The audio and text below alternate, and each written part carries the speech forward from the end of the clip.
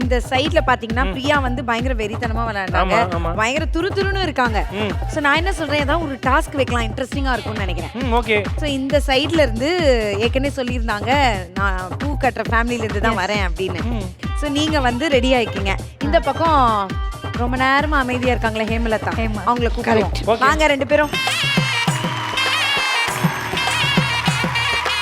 Okay, so 2 பேரையும் கூப்பிட்டோம். இந்த இரிமா வந்துட்டீங்களே, என்ன பண்ண வைக்க போறோம்னே தெரியல. என்ன கொடுத்தாலும் பண்ணிடுவீங்களா? என்ன கொடுத்தாலும் பண்ணிடுவோம். எனி டாஸ்க் ஓகேயா? ஓகேக்கா. ஓகே. ரவா குத்தா உப்புமா பண்ணுவீங்களா?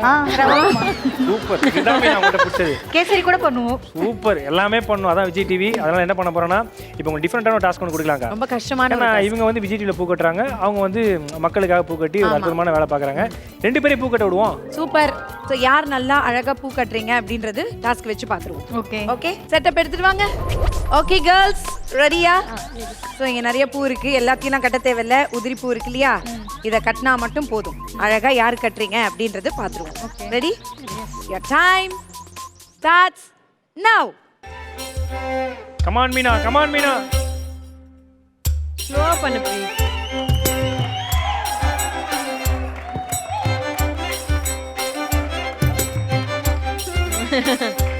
சீன்ல எனக்கு சொல்லி கொடுப்பாங்க பூ கட்ட. இப்படிதான் நான் கட்டுவேன் பூ. இல்ல டக்குன்னு பயமா இருக்கும். மீனா என் டெக்னிக் யூஸ் பண்ணுங்க, என் டெக்னிக் யூஸ் பண்ணுங்க. டிஸ்ட்ராக்ட் ஆகாது பிரியா, பேச்சு கேட்டு.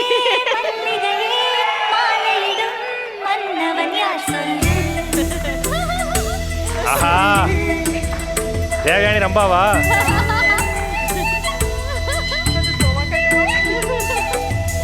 Ready, come on come on Devayani, come on Devayani, come on Rambha, come on Rambha. முடிய போதே கொஞ்சம் பாத்து.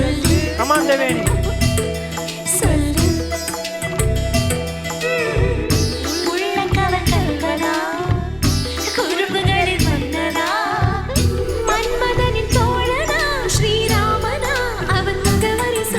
மல்லிகை மல்லிகை பந்தலே, அடி மணக்கும் மல்லிகை பந்தலே, என்னை மயக்கி பார்க்க வந்தேன் என்றாலே, கண்கள் மயங்கி போய் நின்றேன் தன்னாலே. முந்திரி முந்திரி தூப்புல இந்த முந்தானை தீரிடும் அப்பள, இவள் மனசு சொல்லும் நீதான் ஆம்பள. உன்னை துளசி செடியாய் சுற்றி வந்தேன், பார்த்து பார்த்து வெற்றி கண்டேனே. மல்லிகை மல்லிகை பந்தலே, அடி மணக்கும் மல்லிகை பந்தலே, என்னை மயக்கி பார்க்க வந்தேன் என்றாலே, கண்கள் மயங்கி போய் நின்றேன் தன்னாலே. மல்லிகை மொட்டு மனச தொட்டு இழுக்குதடி மானே, வளையல் மெட்டு வயச தொட்டு வளைக்குதடி மீனே. மல்லிகை மொட்டு மனச தொட்டு இழுக்குதடி மானே, மல்லிகை மொட்டு மனச தொட்டு இழுக்குதையா மானே, வளையல் விட்டு வயச okay, time out. Super. Okay, Hemalatha அழகா உங்க பூ கட்டியிருக்காங்க. உங்க பூ காட்டுங்க. என்னமா இது?